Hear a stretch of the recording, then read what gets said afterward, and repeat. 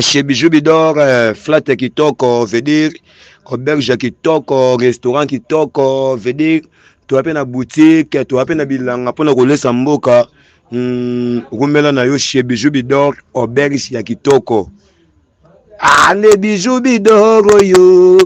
Auberge kitoko, mama, Bijou Bidor yo. Resto kitoko, malewa kitoko, chez Bidore. Tozana boutique, ba parfum kitoko, bilamba kitoko, nzambe Shebidoro yo. Kuna na matonge, aveni Irebu, a 37, kuna Rabidore, tozataka kitoko, mama asala pe bilanga, pona kolesa peuple congolais, mama Shebidoro yo.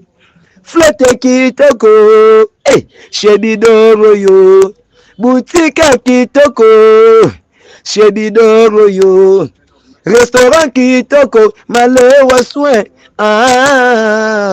mama sociale, Shebidoro yo. Ezalaka na matonge, Irebu A37, kolala pongi kitoko, atouti na mboka mindele, soko ye konje na Kongo, okolala Shebidoro yo. Flete kitoko, mama Shebidoro yo. Restaurant kitoko, boutique kitoko, epa Bijou Bidore, na matonge, Avenue Irebue, A37, tolali kitoko mama. Toke, Rumela, chez Bijou Bidore, flatte kitoko, Rumela. Chez Bijou Bidor, flatte kitoko, veut dire auberge kitoko, restaurant kitoko, veut dire tu as na boutique, tu as na bilanga pona kolesa mboka.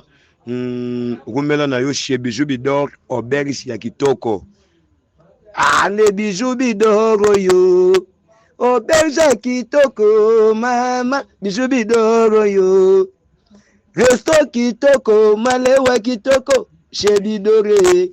Tozana boutique, ba parfum kitoko, bilamba kitoko, nzambe Shebidoro yo. Kuna na matonge, aveni Irebu, A37, kuna Rabidore, tozataka kitoko, mama asala pe bilanga.